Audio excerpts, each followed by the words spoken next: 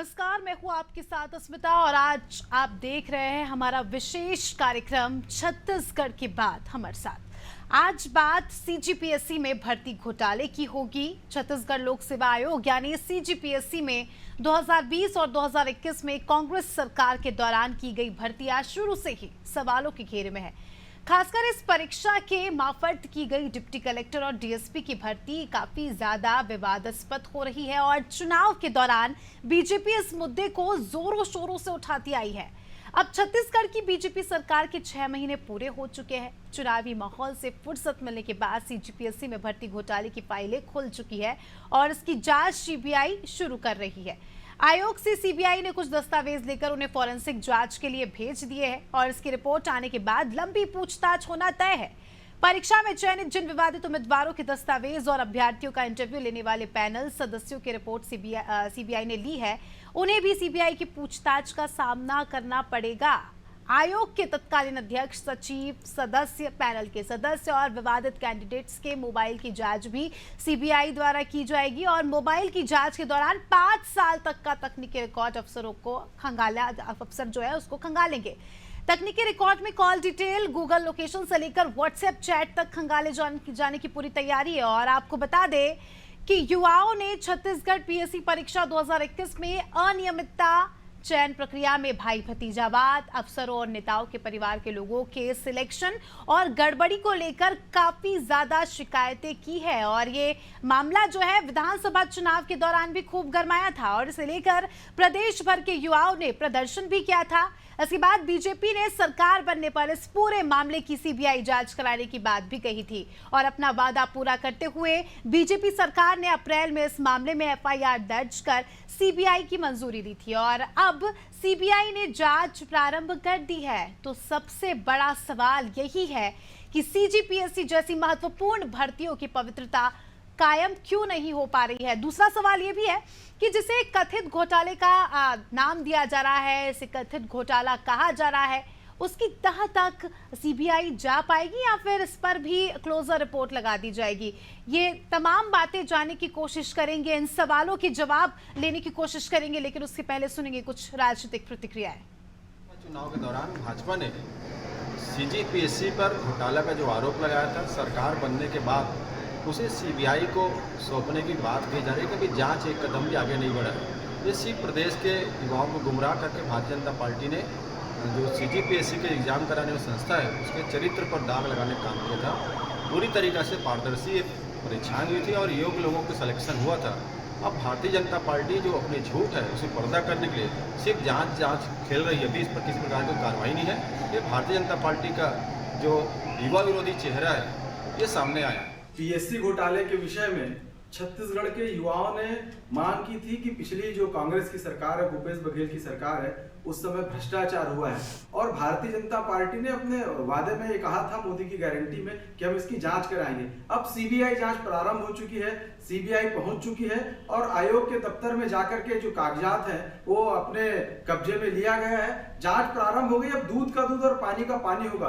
जितने भी दोषी हैं, जिन्होंने युवाओं के पदों का बंदरबाट किया है, जिन्होंने छत्तीसगढ़ के युवाओं को छलने का काम किया, ऐसे किसी भी व्यक्ति को छोड़ा नहीं जाएगा। कड़ी से कड़ी कार्रवाई होगी और छत्तीसगढ़ के जो युवा हैं उनको न्याय मिलेगा। छत्तीसगढ़ में सुशासन वाली सरकार है, माननीय विष्णुदेव साय जी की सरकार है। निश्चित रूप से सुशासन वाली सरकार में, विष्णुदेव साय जी की सरकार में सभी युवाओं को न्याय अवश्य मिलेगा।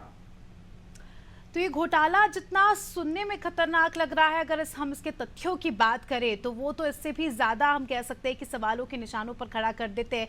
जब चेयरमैन के ही 6 रिश्तेदारों का चयन हो जाता है, डिप्टी कलेक्टर के पद पर, डीएसपी के पद पर, डीएसपी के पद पर जो है चेयरमैन के ही रिश्तेदार होते हैं, सचिव के 3 रिश्तेदारों का चयन होता है, तो अपने आप में काफी ज्यादा सवाल, ये पूरा जो मुद्दा है अपने आप में काफी ज्यादा सवाल इसके साथ खड़े होते हैं और इन्हीं सवालों का जवाब लेने की कोशिश करेंगे। हमारे साथ पैनल पर कुछ खास मेहमान जुड़ चुके हैं, उनका परिचय आपसे करा देती हूँ।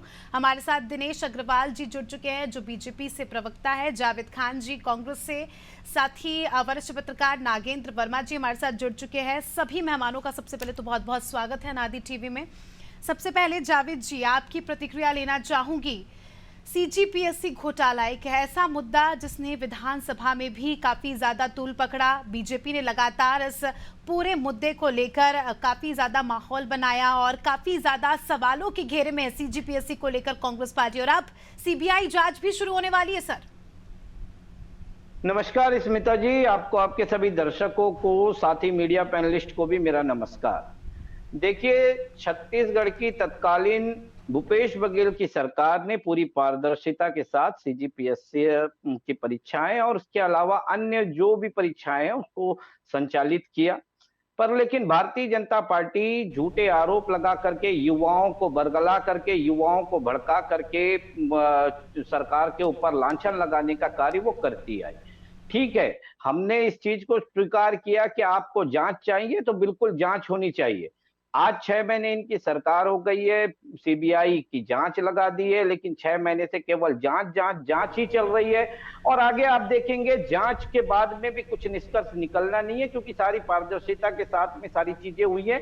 जो आरोप भारतीय जनता पार्टी के लोग लगा रहे हैं, भाई भतीजावाद की बात कर रहे हैं, तो ये अपने 15 साल के कार्यकाल को उठा करके देख लें। हमने तो एक पूरी सूची जारी करी थी कि किस तरह से भाई भतीजावाद इनके कार्यकाल में भी हुआ था। तो क्या यह स्वीकार करेंगे कि उस समय भी सीजीपीएससी में अगर हम बात हुआ करें, था? ठीक है, भाई भतीजावाद हुआ था, आप उन पर वो कर रहे हैं, लेकिन अभी जो सूची सामने आई जिसमें जो 18 नाम काफी ज्यादा विवादास्पद थे, चलो 5 की तो उसमें से भर्ती हो गई। जब चेयरमैन के 6 रिश्तेदार, उनके बेटे, उनकी बहू, उनकी बहन की बेटी, कैसे नाम सामने आ रहे हैं। और जब युवा आपके पास पहुंचते हैं इस पूरे मुद्दे को लेकर, देखिए हम ज्ञान पर सवाल नहीं खड़ा कर सकते, ठीक है, उनने पढ़ाई की होगी, आए होंगे, लेकिन एक ही परिवार के 6 लोगों का चयन होना, और जब युवा इसकी शिकायत लेकर आपके पास पहुंचते हैं तो भूपेश बघेल तो है पूरा इनकारी कर देते हैं। उनका एक कहना रहता है कि जाइए, अगर किसी को पर्सनल अगर इससे दिक्कत है तो कोर्ट जाइए। ऐसे में जब मुख्यमंत्री को युवाओं का साथ देना था, पूर्व मुख्यमंत्री को, ऐसे में आपने तो उन्हें दरकिनारी कर दिया, फिर आप कहते हैं कि हम युवाओं के लिए खड़े। अस्मिता जी, देखिए, अगर कोई उठ करके आती है और उसमें राजनीति नजर आती है तो क्या कहेगा एक मुख्यमंत्री, क्या कहेगी एक चुनी हुई सरकार? कि आप स्वतंत्र है, आप कोर्ट जाइए, आप मामला लगाइए। अगर आपको लग रहा है कि कहीं कोई गड़बड़ी हुई है, जांच होगी, जांच में जो निकल के आएगा वो चीज सबके सामने होगी। देखिए, मैंने क्या कहा, भारतीय जनता पार्टी ने युवाओं के कंधे पर बंदूक रख करके चलाने का कार्य किया। लगातार वो झूठ फैलाती रही, लगातार चुनी हुई सरकार को बदनाम करती रही और वो युवाओं के कंधे का सहारा ली। आज नीट परीक्षा को आप देख लीजिए, तो आपने देख लिया ना, विधानसभा में और लोकसभा में भी युवाओं की नाराजगी कहीं ना कहीं यहाँ पर सामने आई है। जावेद जी, हाँ तो ठीक है, अभी तो इनकी सरकार है ना, युवा तो अब इनसे न्याय की गुहार कर रहे हैं। पता चल जाएगा कि कितना सच था, कितना झूठ था। युवाओं की आंखें जब इनका सीबीआई की जांच के बाद में जब क्लोजर रिपोर्ट सामने आएगी, जब उसमें कोई गड़बड़ी नहीं पाई जाएगी तो आंख युवाओं की खुल जाएगी। पता चल जाएगा कि किस तरह से भारतीय जनता पार्टी ने उनको उपयोग किया, आपको जवाब नहीं देंगे। जी दिनेश जी, क्या कह रहे हैं आप? मैं अपने जावेद भाई की बातों को बहुत गंभीरता से सुन रहा था। कितने झूठ और फरेब की राजनीति इनको करने आता है कांग्रेस पार्टी को। मुझे जानकर और सुनकर और शायद में छत्तीसगढ़ का हर युवा आज इनकी कथन से बहुत दुखी होगा, क्योंकि अगर ये सही होते तो सीबीआई जांच तत्काल करवाते। ये तो वो पार्टी के प्रवक्ता है जिन्होंने सीबीआई को बैन करके रखा था। अरे जांच एजेंसी जो भी आए देश की, वो जांच होना चाहिए। भारतीय जनता पार्टी आते साथ सीबीआई का बैन को हटाई है, क्योंकि नियत और नियति बताती है लोगों की कि उसकी रूपरेखा क्या है। अरे चोर थे इसलिए तो जांच एजेंसी को बंद करके रखे। वो जांच एजेंसी इनके पास में था जो इनके इशारों पे काम करता था, जो इनकी चोरी को ढकने का काम करता था, वो जांच एजेंसी इनके पास में था। युवाओं की बात करते हैं, अरे युवाओं का अधिकार अगर आप दिला देते ना तो आज विपक्ष में नहीं बैठे होते और भारतीय जनता पार्टी सत्ता में नहीं होती।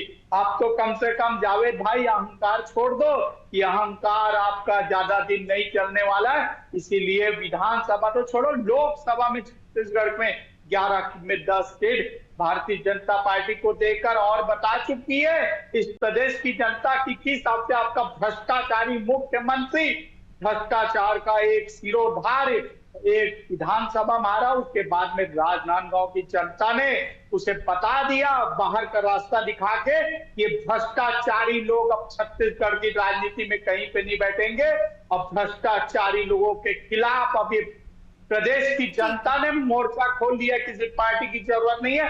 अब भारतीय जनता पार्टी ने आते साथ जो कथन कहा था कि जब हम सत्ता में आएंगे तो सीबीआई जांच करेंगे, जिसके ऊपर हमारे ऊपर विश्वास करके इस प्रदेश के युवाओं ने हमें वोट दिया, और हमने आपने सबने देखा है कि आते साथ भारतीय जनता पार्टी ने सीबीआई जांच को तत्काल प्रभाव से लागू किया, और ये घोटालेबाजों के जेल जाने का रास्ता अब साफ हो रहा है। और ये घोटालेबाज इसी घोटाले में दब के दफन हो जाएंगे इनकी पार्टी, क्योंकि जब जब कांग्रेस आई है ना, इस देश में घोटालों की सरकार बनी है। इन्होंने तो घोटालों की इतनी प्रेरित कर दी है कि फायर ने इस उनका डिबेट तो में ये भी कहना है कि नाम आपके समय में भी काफी घोटाले हुए, भाई भतीजावाद की बात कर रहे थे वो जावेद जी। क्या घोटाले हुए? इनके घोटाले।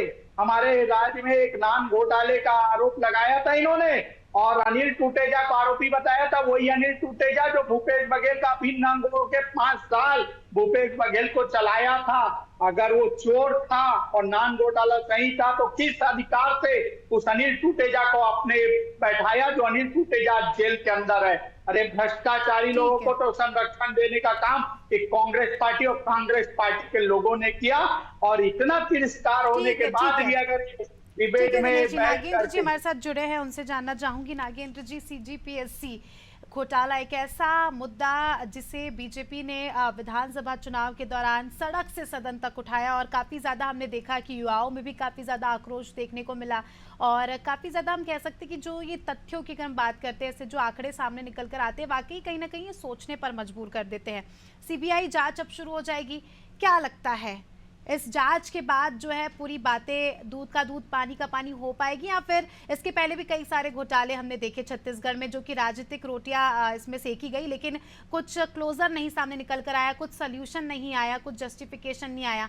इस मुद्दे को लेकर क्या लगता है कि आने वाले समय में बड़े खुलासे हो सकते हैं? स्मिता जी, देखिए, ये मुद्दा सिर्फ राजनीतिक नहीं था। इसकी शुरुआत तब हुई जब सीबीआई की बात तो बहुत बात की, घोटाला सामने आते ही तमाम से वाद विवाद शुरू हुए।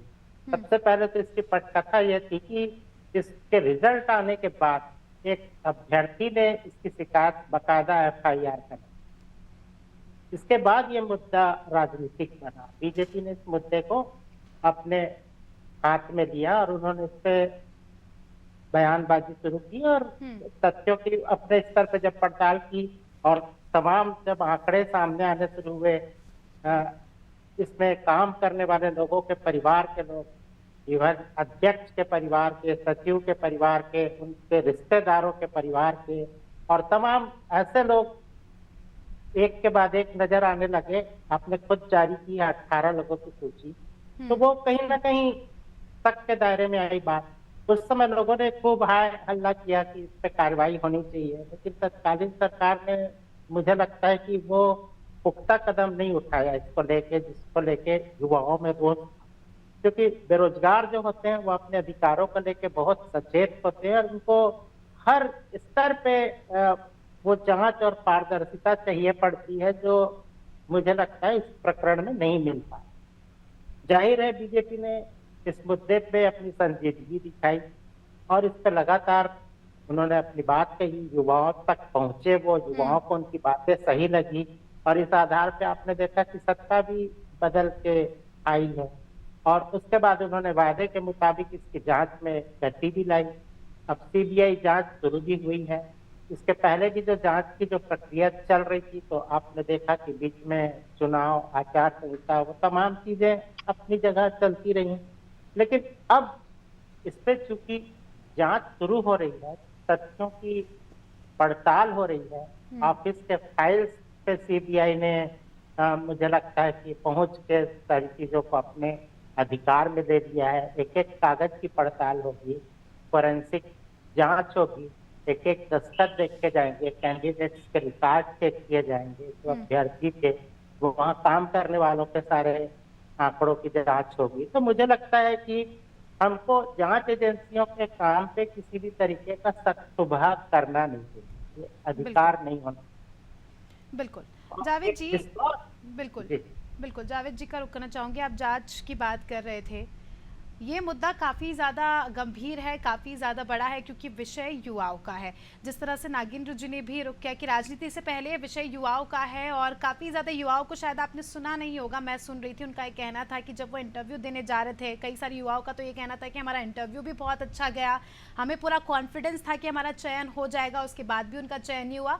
और दूसरे युवा जो जाते ही अंदर जाते ही बाहर आ रहे थे, उनका चयन हो गया।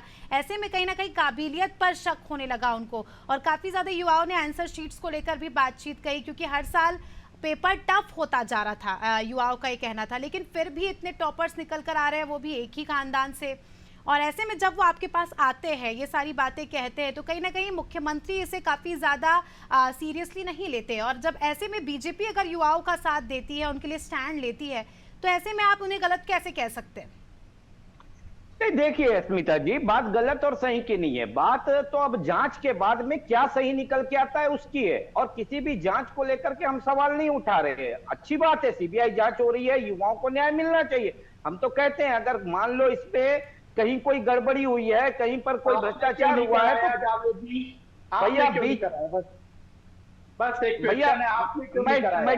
मैं डिबेट छोड़ दूंगा अगर बीच में बोलेंगे तो। शांति से सुन बिल्कुल लीजिए, पूछने का अधिकार है, अगर डिबेट में बैठे हो आपका तो समय बिल्कुल आपका समय आएगा, बिल्कुल पूछिएगा। मैं शांति और धैर्य के साथ आपकी पूरी बातें सुना, पूरा भाषण सुना आपका।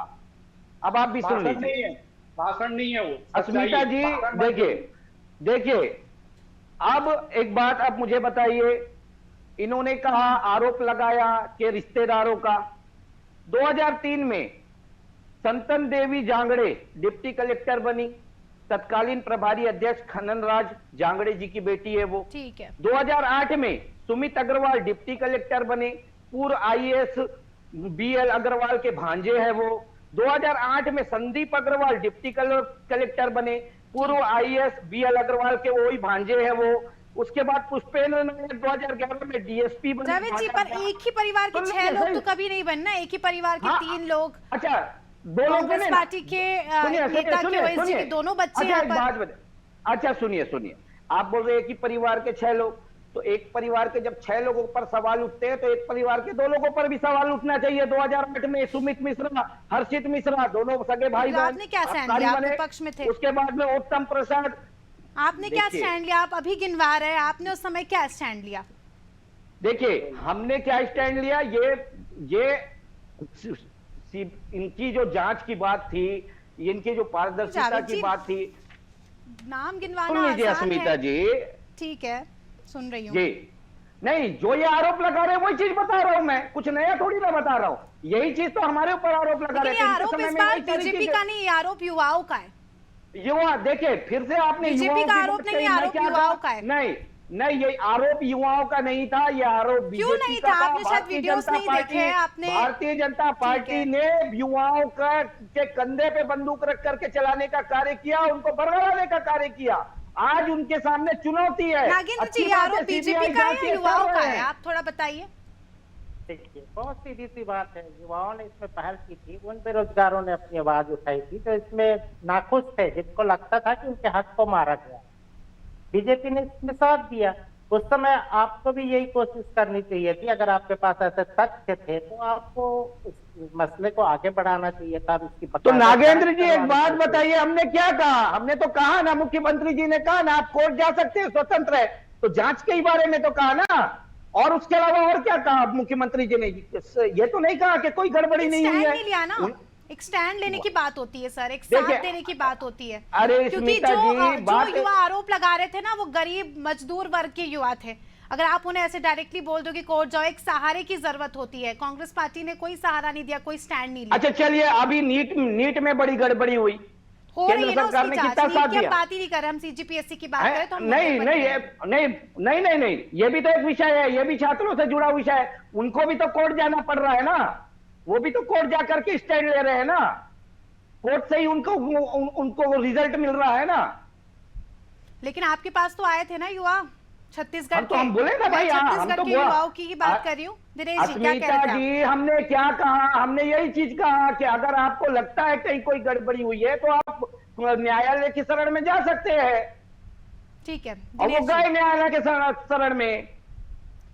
कहीं ना कहीं बात कांग्रेस इसकी का नहीं यही कहना है है, कि बात आपने बात युवाओं इसकी नहीं है अस्मिता जी, बात इसकी नहीं है कि आज क्या हुआ क्या नहीं हुआ। जो आरोप लगे हैं पहले उसको सिद्ध अस्मिता होने जी, मैं दीजिए, भी बोल वो दूं सिद्ध क्या? होगा नहीं होगा पहले ये देखिए। आज 5 महीने 6 महीने तो से फिर आप पहले युवाओं CBI की क्या बात मत रहे किया हैं? कीजिए अपने चुनावी प्रचार के दौरान। बिल्कुल। क्यों नहीं करेंगे?